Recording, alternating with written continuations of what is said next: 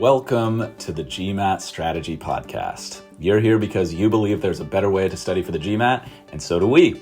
We created the GMAT strategy to maximize your results and minimize your effort so you can get to the fun parts about business school and life as quickly as possible. My name is Isaac Puglia, and I've been teaching GMAT classes and tutoring privately for the GMAT for almost a decade, and I've achieved a 99th percentile score on the GMAT and helped thousands of students get into the business schools of their choice. I'm excited to be a part of your MBA journey since we all at TGS think our world can benefit from the best possible business leaders that we can find.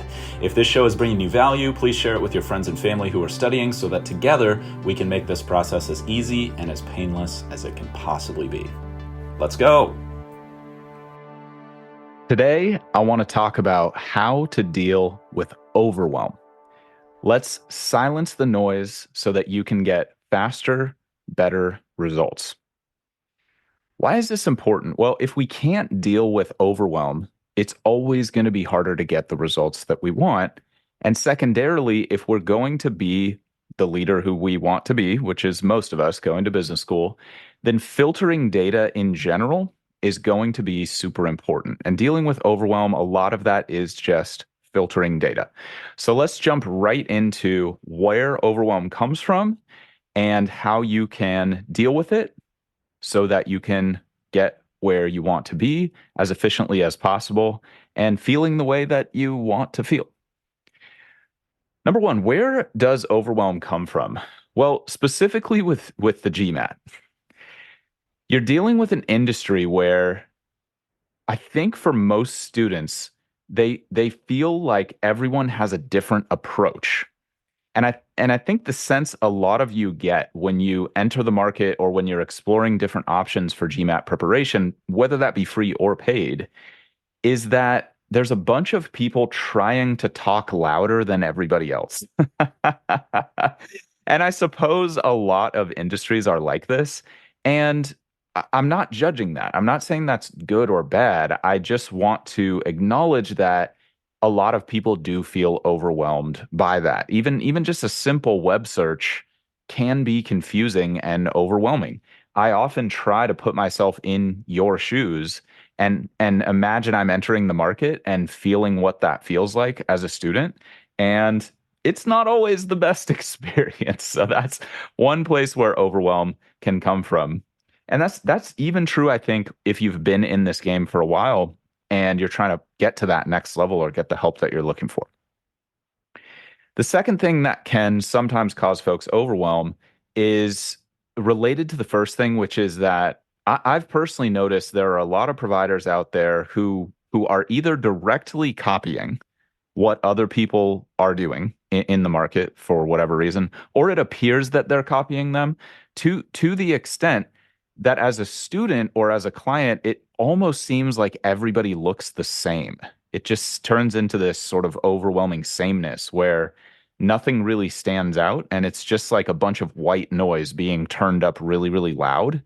And the feeling I always get when I look around is a feeling of overwhelm. Like I want to just walk over to the receiver where there's a bunch of noise coming out and just turn the volume off. So obviously, that's probably not going to help me when it comes to getting the help that I want to get from GMAT. Kind of the feeling is like I want to retreat. And again, I'm not necessarily saying that's good or bad. I'm not commenting on business strategy or what is the right or wrong way to run a company. I'm talking purely from the perspective of a student. The third thing that I think causes a lot of folks a lot of overwhelm is what's popularly called analysis paralysis, where you're trying to make the perfect decision rather than just making the best reasonable decision that you can and then expecting to maybe have to iterate as you move forward. There's nothing wrong with wanting to make the perfect decision. I just think when you are getting into a negative spiral or it's holding you back, then that's kind of like the negative potential impact of that desire. Like the desire itself is fine. Like I want to make perfect decisions. That sounds great. But like the fallout from that desire, if we let that desire get out of control, can be negative. So that's another thing that causes some people to get overwhelmed. A fourth thing is potentially for many of you, the opinions of other people around you about whether you should get an MBA at all. I think a lot of people find that overwhelming. Also, I've come to realize there's a lot of just general internet culture noise, just general internet culture of like whatever's hot in terms of the sort of mindset du jour, I guess. And there's a lot of examples of that. I don't want to throw any mindsets or any perspectives under the bus, but it can just create this sense of overwhelm, like similar to what I was talking about before within the market. If we go outside the GMAT market, there's a lot of talking heads, a lot of opinions that seem authoritative, that seem informed, going on down the list. Like if you've been on the internet in the last 10 years, you probably already know what I'm talking about. I don't need to expand on that. And then the last thing that can sometimes cause overwhelm is we're just not controlling our environment or we're not controlling our actions, like the way we manage our time and energy. And that just means we're less capable. We have less time, we have less energy, we have fewer resources that we can use to attack the issue. And that makes everything that I talked about before, I think, even more difficult to deal with. So I want to just systematically address all of those things that I just went through, give you some simple tools and approaches that you can use to overcome this, delete the overwhelm sensation, or at least minimize it, and take that attention and be able to focus that on what you need to do next in your process, which is generally going to be the thing that gets you the best results. If you've been following me for a while, then you know I'm a big fan of systems. And there's a lot to like, in my personal opinion, about having a great system. What I'm going to do is I'm just going to give you some ideas. I'm going to talk to you about how I would package those ideas into a system if I were in your shoes. And then you can take what works for you. You can discard the stuff that doesn't resonate with you, and you can build your own process for handling everything I just talked about. First things first, let's talk about everyone having a different approach and the seeming feeling. I don't know if this is actually what's happening behind the scenes, but the seeming feeling as a student of everybody trying to like get their little point in or talk louder or be the slickest ad in my feed or whatever that is. Okay. So the number one piece of advice I can give there is actually to go back to an episode I did a couple months ago called How to Start Your GMAT Studies in 2024. If you've already listened to it, but you're still feeling this sense of overwhelm, I would recommend going back and giving it a re-listen because I give a pretty extensive breakdown of how the GMAT market works depending on your goals, your timeline, and your budget. And those are usually the big factors most of you are using to make your decision about how to move forward with this. Some of you are only doing free stuff. I talk about that and the best resources there. Some of you want to spend as much as possible to get the quote unquote best help you can get. And then there's everybody in between. And then there's all different types of budgets in terms of the time you can spend. Some of you are going to have to do this with 3 hours a week. Some of you are doing this with 60 hours a week and everybody in between. So going through that breakdown again, I fear is going to be a little bit redundant if you've already listened to that. So I'm not going to repackage or rehash that here. But if you're new to this and you're just jumping into the market and this is your first touch point, first of all, welcome. I'm going to do my absolute best to serve as much as possible here. And I would strongly recommend going to that episode because even if that isn't the only thing you need to make a good decision about who to listen to and how to move forward, then it'll at least help give you the big picture of the landscape and give you some options that you can start to think about as you make decisions and move forward with your process. Once you have that big picture understanding in place of how the market typically works, and if you want what I recommend for different situations, then you want to take your time and make your analysis, and then you just want to make a decision. We'll talk more about this when we get to the analysis paralysis thing. But the main thing I want to emphasize here is all of you are probably quite analytical people. Actually, I take that back. Not all of you are very analytical. Some of you are more like go with the gut and just make your call. That's great. You might not be the people who are suffering from overwhelm because you're used to just making fast decisions and just like, cool, this is what I like. This is what I'm doing. Bam. I've got a couple extra tips for you if that's you. But for a lot of you, you are the deep analyzer, the deep thinker, and you want to consider all your options. And so by all means, take the time to do that. But once you have put everything into the metaphorical spreadsheet or the literal spreadsheet, you want to just make the best call. It's very rare that there's like a perfect decision that you can make because you won't have enough industry knowledge until you've been studying for a little while to really make like a super informed judgment. That's what I'm trying to give you in that episode that I just referenced from a couple months back. But here's the advice that I can give once you have made your decision. Only adjust if you're not seeing the results you want to see, or if it's a clear misalignment of style after you start going down whatever path you decide is going to be best for you personally. And the key there is once you commit, you want to be all in on that path, truly all in, blocking out all other noise of other providers, other distractions, people on forums, nothing against that. Like that's all helpful in certain situations. But as you're just starting out, if you're feeling overwhelmed and what I've been saying is resonating with you, then you want to turn the volume down on all that other stuff and just be all in on one path. Just stay all in on one path and truly be executing to the best that you possibly can. I don't know if there's anything that we could call quote unquote perfect execution, but like the closest you can get to that of actually taking the advice that the path that you're on is giving you, doing your absolute best to invest high quality time and energy into the process and sustaining that for a reasonable length of time that would actually net you some results. So not just like executing for a couple days and then taking another practice test to see if your score moved. That would only really be realistic if you're studying full time and that few days had like 20 to 30 hours of studying impact into it, you know. If you're studying like a lot of people are, maybe like 1 to 3 hours a day, give or take, you're probably going to want to give it like a month to really move the needle. And even that might be too quick for certain types of programs. So trust the process and trust your original analysis and only make an adjustment if you're like, yeah, this is definitely not giving me the results I want, or I definitely do not like this. It was cool. The marketing was great. The messaging was great. It seemed like it was a good fit. Now that I'm in the ecosystem, this is definitely not for me. That's the time to switch for sure when you have that clarity. But if you are not executing on the plan, then now you're the problem, not the plan. The plan is not the problem if you're not executing. Now, a lot of you are great executors, and that's not going to be the issue for you. And I'm in touch with a lot of you on a regular basis through a variety of different channels. And if you're not having the problem executing, then definitely put the pressure on the program to deliver the results. If you struggle to execute, then becoming a better executor is going to be a super valuable skill.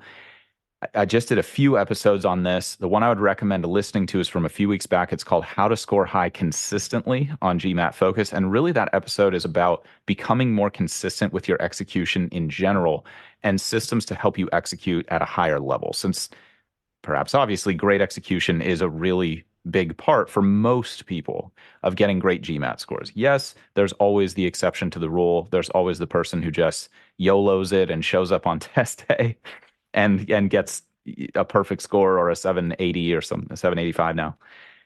And that's awesome. You know, if that's you, that's amazing. A lot of us are super jealous of that ability. For the rest of us who are not in that category, which is going to be the overwhelming majority of us, then you either need to execute well and do your thing, or you need to become a better executor. And that's that. That's how you can really help with the everyone has a different approach kind of thing. You listen to me break down the market as objectively as I possibly could, by the way. Like there were many ways that I could have run that discussion that would have been like a more direct benefit to me personally. But I'm doing my absolute best to, like I said, put my money where my mouth is and serve at the highest level I can here, be the best friend to all of you that I can, for lack of a better expression, and just trust, you know, that the people who are going to be a good fit to work with us and TGS directly are going to make it through that. And then for all of you who wouldn't be a good fit, just trying to do a solid for you. So that breakdown will help. Then make your analysis, then just make a decision. Because after more than a week of analyzing, you're probably wasting time. That would be my just gut check, kind of like if you need a timeline. If you've been analyzing your different options for more than a week, let's call it up to 4 weeks on the high side because you might have to do some trials of some things to get a clear picture. Depending on your timeline, you've just got to hit the books and go at that point and just try something and don't be afraid of iterating. And I'll talk more about that in a moment. Next up, let's address this feeling of like a lot of people seeming to say the same thing or like seeing the same headlines everywhere, like the quickest, the fastest, the best, like all these sort of marketing buzzwordy kind of claims. Not saying anyone's claims are either true or not true, just saying from a student perspective, it's like, well, wait, like how can like all 10 of these people be the best? Like that, like if I look up best in the dictionary, we got a problem all of a sudden, right? So, um, if you're in that boat and you're starting to get a little overwhelmed by like everybody looks the same, that's when you want to start just trying stuff and using the spreadsheet. Like, okay, I'll do this trial, I'll do this consult call or free consultation with this company or this individual person and make notes about the physical aspects of their offers, what you perceive is true about their claims because what's this saying from Seven Habits of Highly Effective People? Great book, by the way, if you haven't read it, highly recommend. The saying is, I can't hear what you're saying because who you're being is screaming so loudly. I might be butchering that, but it's kind of like you don't want to pay attention to what people are telling you. You want to pay attention to what they do. What are their actions?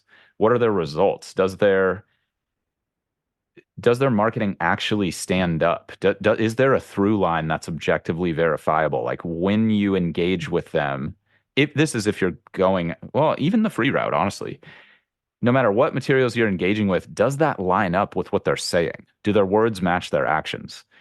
And in general, I've found that the people I know who are operating at like the highest levels of business that I'm aware of, not saying I have contacts that are like crazy high up in the business world or something like that, but like the people I am aware of who operate at the highest level are always watching people's actions.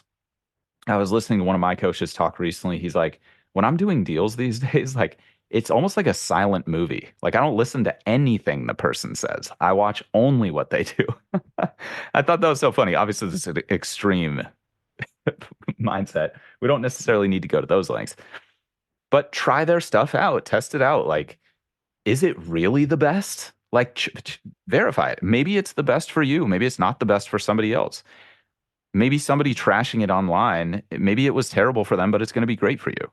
Like, just collect some data, is what I'm saying. If you're starting to feel like everybody sounds the same, um, there's plenty of free trials, free calls that you can do with a lot of different providers.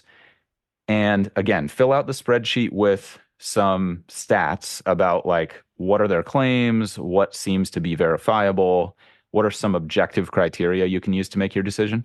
And then also pay attention to your gut. I definitely think that that is a valuable metric. You can even quantify it if you want to. Like, I feel just intuitively like this provider is an 8 out of 10 for me. And you can just put a number to that stuff. I think that's really valuable when making comparisons. And that would be the way to deal with that, honestly, is just collect some data. Does it, like at the end of the day, what you care about in this process is results. Like obviously a great customer experience is a huge bonus. And some of you really prize customer experience over anything else. Like you're willing to pay a premium. You're that type of consumer. I personally definitely relate to that. Some of you aren't though. You don't even really care about customer experience or software or any of that stuff. You just want something that's going to work for you. So pay attention mostly to that. And if you prize experience, you're going to pretty much get the feel for what different kinds of companies' customer service practices are from the beginning of engaging with them. It's too hard to hide it. Again, going back to that Seven Habits quote, like who they're being is going to be screaming so loudly in your face, you won't even be able to hear what they're saying anymore. So that's that. And I think I've probably said enough about that, but if you have questions on any of this, just shoot us a DM anytime. We're at the GMAT strategy on current social channels if you need advice that's specific to your situation. Next up, and sorry to hold out on this, but I wanted to introduce the first two topics because they're such important lead-ins to this next thing, which is the analysis paralysis thing I was talking about. So let's talk about how to overcome this.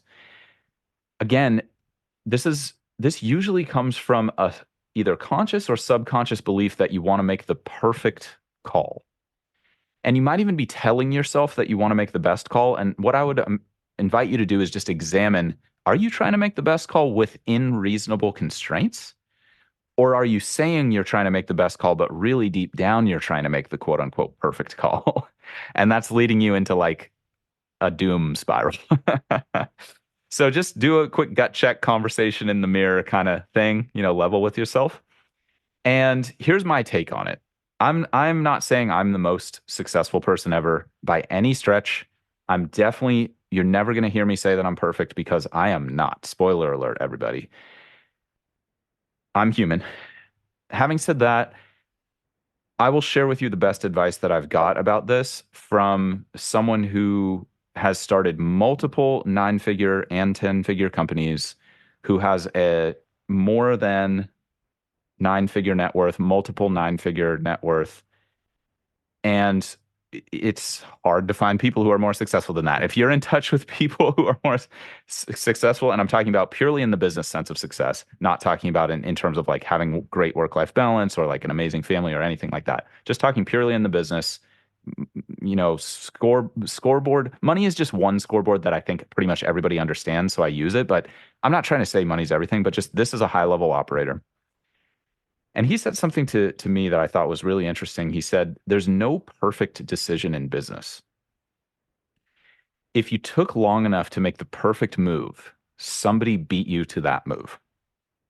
And it's a little bit of a paradox. Um, but I found it to be a helpful intellectual frame to make good decisions through. It may or may not resonate with you, but let me just go a little bit longer on that in case it's helpful. So the key here is making decisions in an intelligent way. I don't think any of us would debate that making intelligent decisions is a good idea. Like we probably already all agree.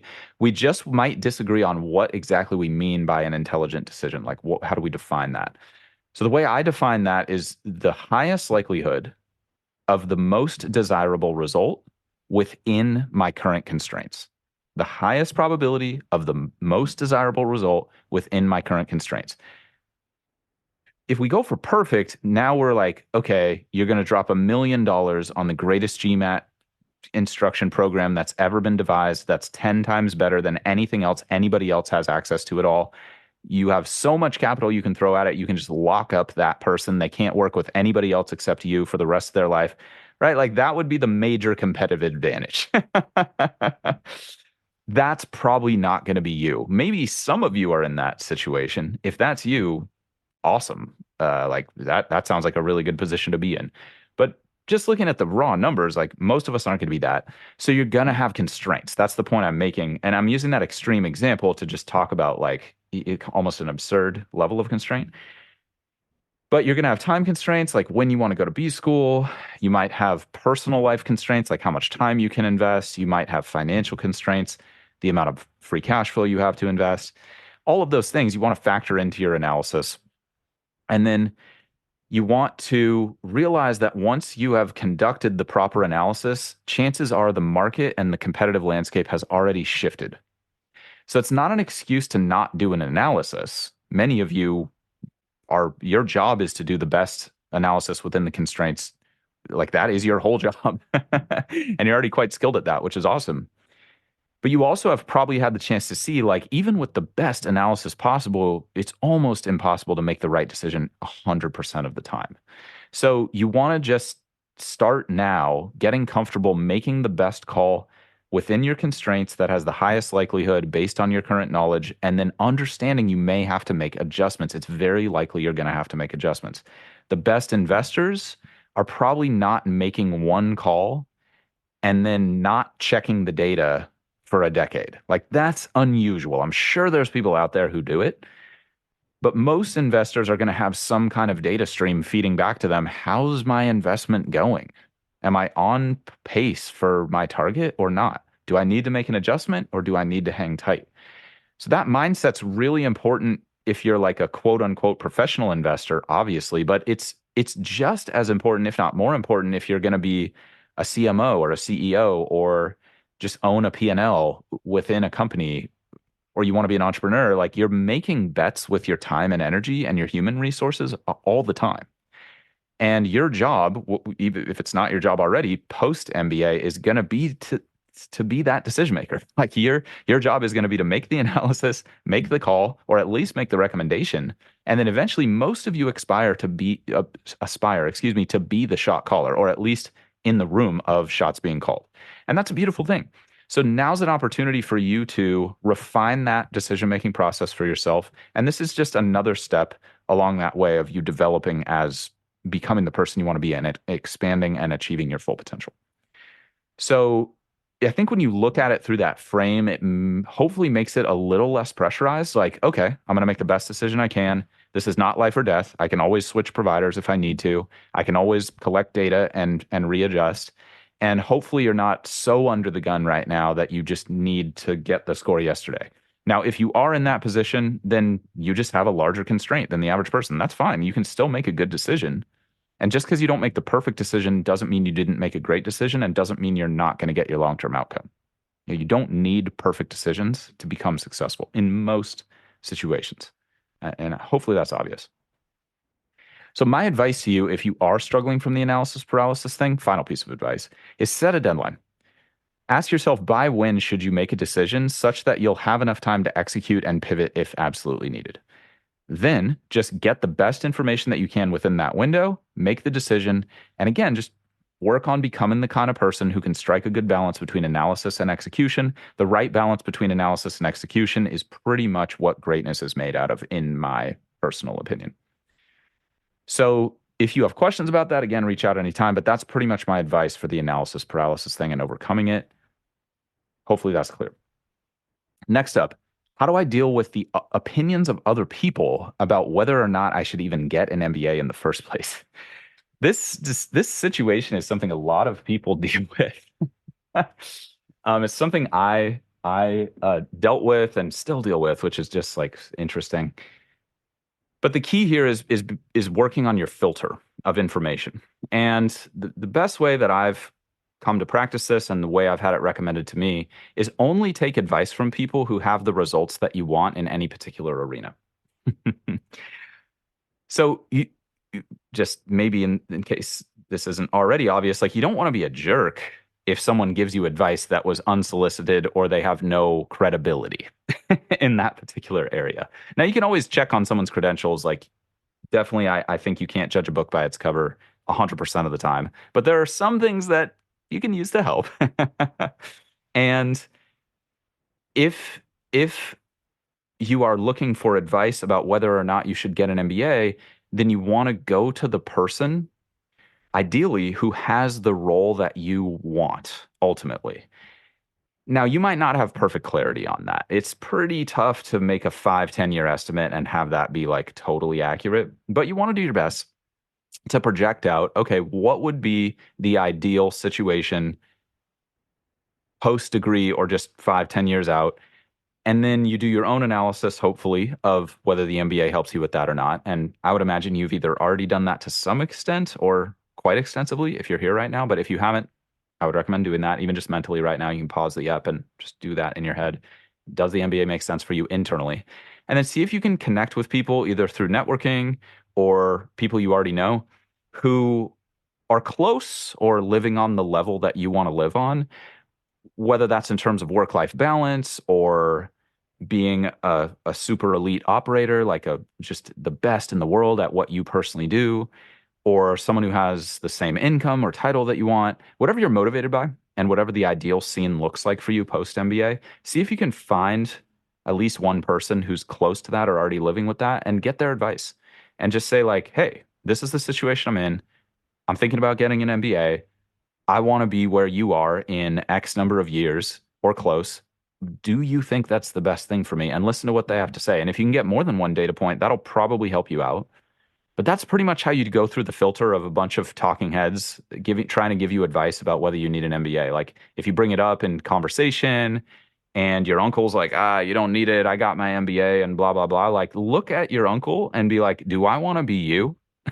Because if I want to be you, I should definitely listen to what you're saying. If I don't want to be you, then I'll listen politely. Wow, that sounds like great advice. Thanks for the feedback.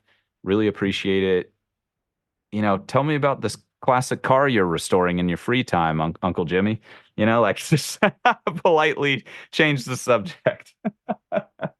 Something like that. I don't know. I don't know if I'm the right person to be giving social advice now that I think about it. So take that with a big grain of salt. But that's how I would handle it, if you're wondering.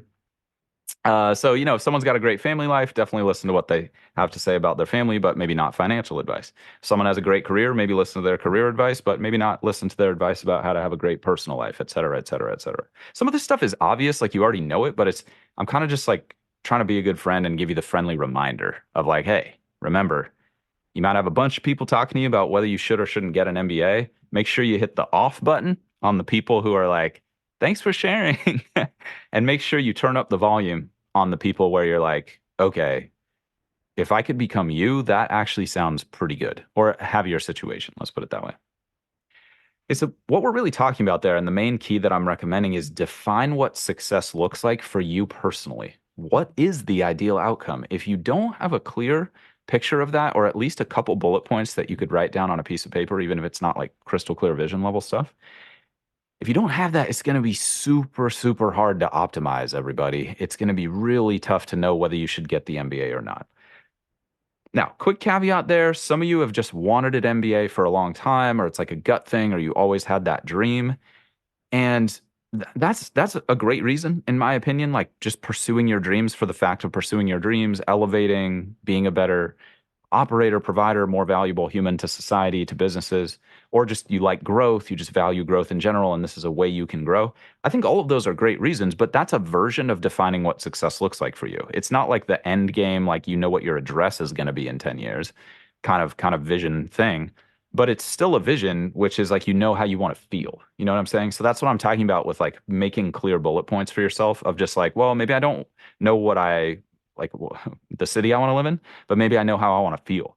Or maybe I don't know how I want to feel, but I know the city I want to live in and everything in between. So if you want help with that, a good system that was recommended to me a long time ago that served me well is just take out a piece of paper, split it into four quadrants, and write down what you want for your home, for your body, for your career, and for your personal life.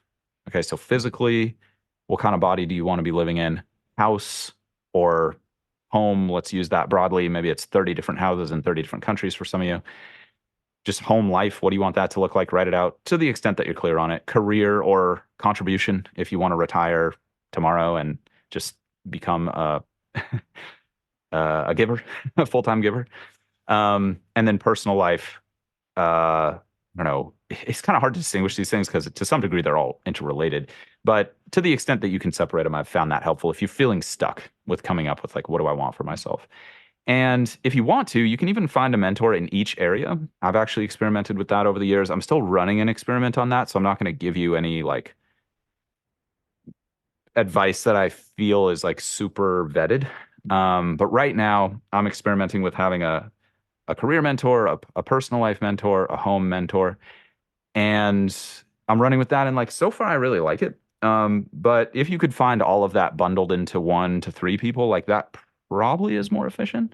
But I just have struggled to find someone who's actually doing life the way I want to be doing it like 10 years out. So I'm sort of collecting bits and pieces. And some of you might like that slightly different approach. So just in case that's helpful. And then again, if they say get an MBA, then go for it and forget what everybody else thinks. Just delete it. And if not, just forget about the MBA, put that energy where it's going to help you most and lean as hard as you can on the lever that's going to give you the most progress possible toward your dream outcome. The people who move the fastest in life generally are the people who employ the most leverage, and clarity of what you want is a form of leverage. And then the path to getting there and the information about the most efficient path to getting there is also a form of leverage. In fact, when I sit down to do these episodes, 100% of the time, that's what I'm trying to give you is I'm trying to give you leverage because that creates value. Okie dokie. So that covers us for opinions of people who either think you should or shouldn't get an MBA. Next up is just general internet cultural noise. There's a lot of stuff I could say about this, but I'm going to try to keep it tight. It's almost impossible to avoid this noise in my experience because most of us have to use technology to do our jobs and to do business. It's kind of just like part of business these days. It's part of value creation, moving value around. Yeah, so we're probably going to interact with it. Having said that, there's definitely ways to use that noise to your advantage rather than being used by it. And here are a couple just small tips that I've found helpful.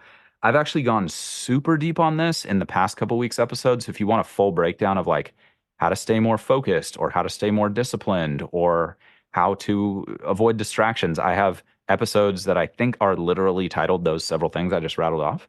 So definitely check those out if you want a deeper analysis of this. But here's just a couple quick hitter tips. First is just do an audit of the accounts you follow on social media. Sometimes social media just kind of like pops up in weird ways, either through an advertisement of somebody who reaches you on a Google search that seems totally unrelated to fitness, but you followed them on Facebook and now they're sharing data with that Google search or whatever, right? This kind of stuff can happen on the internet. So that's why I was saying it's pretty tough to completely block it out.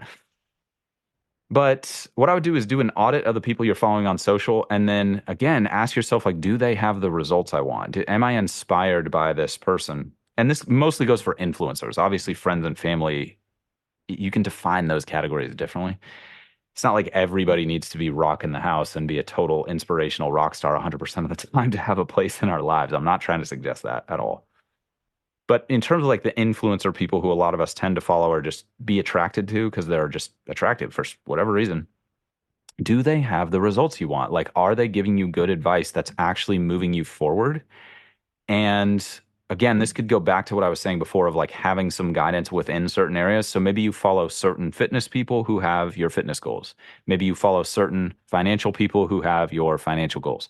And you can just go down the list. I'm not saying you have to follow or unfollow anyone. I'm just saying like kind of do a quick audit of it and then consider following more people who you're more aligned with or consider unfollowing some people who you're less aligned with. Like maybe you followed them 5, 10 years ago and it's just no hate. It's just not a fit anymore. We're moving on, seeing different people, as it were, in the most literal sense. And I've found a lot of value in that because it kind of just creeps up subconsciously sometimes, just abroad on the internet, just like email services you might have subscribed to 5 years ago. It subconsciously gets triggered in there. And that can definitely influence us. It's kind of an interesting thing about being human. We tend to be very influenced by our environment, whether that be the digital environment or the physical environment that we're in.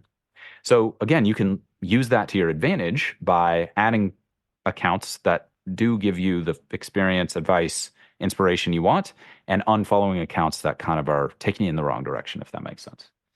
And obviously you can do something similar in real life, but I'm not the delete and unfriend everybody in real life type of person. Or like I know a lot of people give that advice, but I'm not trying to give you any specific advice about that. I'm just trying to give you a system so that you can create the optimal situation for you, if that makes sense. But that's obvious there are parallels in real life as well to kind of spending more time around people who bring you up and spending less time around people who might bring you down. Next thing is definitely audit if you are on the internet interacting with people who evangelize what I call the victim mentality. Is victimhood a real thing? Well, if we broke it down to the dictionary definition, like it's pretty tough to argue. Like there are situations where all of us are like victims of certain things. And maybe that's honestly unavoidable if we just think about the nature of the mind, but I don't want this to become like a philosophical conversation. I'm just trying to say, like, wherever you are on believing whether victimhood exists or doesn't exist, like, I'm not trying to judge that. I'm just saying, like, move away from people who are evangelizing or elevating the message that you are not in control of your results or your circumstances in your life. I'm not trying to philosophically declare one way or the other.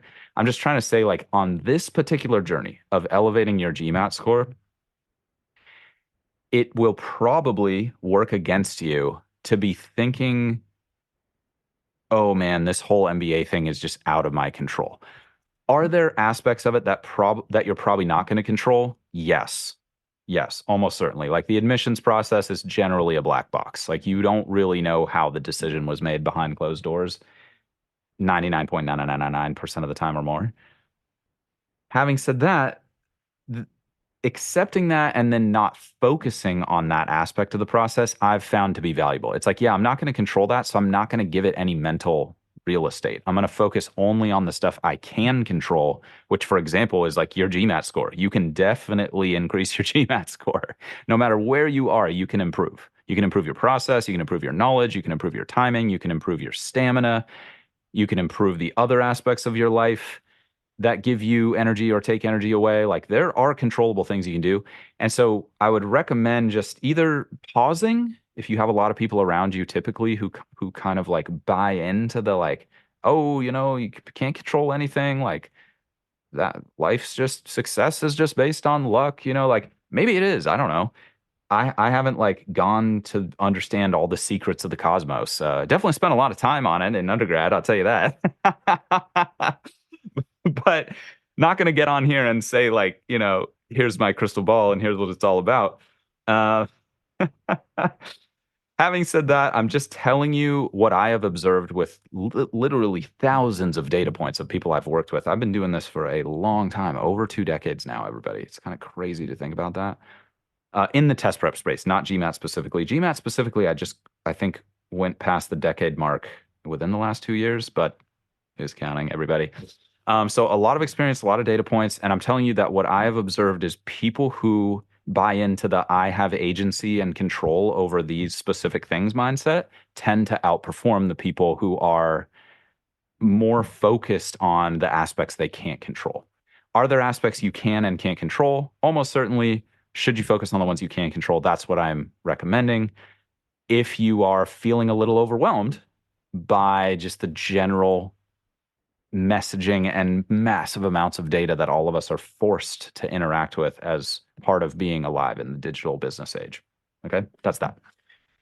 Last is not taking good enough care of yourself. This is something I went long on last week, actually, when I talked about balance and how to find your personal balance point. I led off the episode by talking about how balance is a loaded term. A lot of you super achievers, you hate the whole balance conversation. It's like, oh my gosh, can we just delete this? I actually talked to you specifically in that episode about redefining the term balance in a way that's more useful for folks like yourself. So that could be a good fit for you if you want me to go deep on that with you. Right now, I'm just going to stay on the surface level and I'm just going to say surface level what I said in that episode. The kind of quick start guide is just make sure you're tracking your sleep, your diet, your exercise, your productive time, your rest time, and your social time. Just make sure you have some way to track your sleep, your diet, your exercise, your productive time, your rest time, and your social time. If you want some good systems and advice for that, go to last week's episode. If you're already tracking all those things, just on a high level, like minutes slept, qualitative sub score of how you felt when you got up. I was a 5, I was a 7, I was a 8 this morning. Diet, just basically what list of what you're taking in. You can always go deeper with that if you want. Exercise, what you did and for how long, on what days. Productive time, how much time was scheduled versus how much time did you actually execute on the thing. Rest time, how much was scheduled versus how much did you actually spend doing the restful activity. And then social time, how much was scheduled versus how much time did you actually spend with your people. Perhaps, obviously, I'm coming from a slightly extremist point of view, recommending that you track all that stuff. That's a little window into how I like to do things. But again, not going too long on that, like just super high level. If you don't manage your time, energy, and attention, you're probably not going to have as much of it as you want, which is another way of saying you're not going to have enough of it to get the results you want. And I've never heard anyone say, like, I wish I didn't have enough time, energy, and attention to do the things I want to do in my life. Like, I've literally never heard someone say that. Not even joking have I heard someone say that. So, this analogy is extendable in a million arenas, but let's just say, like, if you don't manage your money, you're probably not going to have enough money to do the things that you want. Leadership, a lot of leadership is about control. And if you can't control your own time, energy, attention, and money, are you really going to be the kind of person who should be managing that stuff in a business at scale? Because that's probably going to be your job post MBA is managing your own time, energy, attention, and money and managing the business's time, energy, attention, and money. So if you're already on a high level with that, awesome. Awesome. That's great. Keep doing it, what you're doing. You don't necessarily need to change or optimize something. Like if it's not broken, don't fix it. But if you're like, shoot, I'm not managing that stuff well, then start tracking and maybe consider going back to last week's episode where I give you like a full breakdown of what I recommend there. Okay. Because if you do that stuff well on a small scale first, then you will be for sure ready to do it when the lights are brighter on the biggest scale. And my guess is a lot of you want to do that, which I think is awesome. Like that's why I'm making this pod for you. Like you going to business school does make the world better. I know it's like the whole Silicon Valley make the world a better place, like kind of trope is is comically overused. But if we're just going to use it in the like most legitimate sense, or maybe in the most valuable sense of that phrase, like not satirizing it at all, like that will definitely happen. The quality of business leadership directly influences the quality of life for people in the world. That's been my experience. So that's that. That's how I recommend dealing with overwhelm. If you have any questions about that stuff, like I said, just reach out anytime. As always, my greatest hope is that this material will make your studies as easy and as painless as they can possibly be. If you want more tips and strategies for optimizing your performance on the exam, please head to our website, thegmatstrategy.com. It's linked in the description of this podcast, should be clickable. And check out our video presentation on how to achieve your dream GMAT score in half the normal time. In the meantime, this is a weekly show, so please subscribe and as always, stay positive and stay consistent with your studies. I'll talk to you all soon.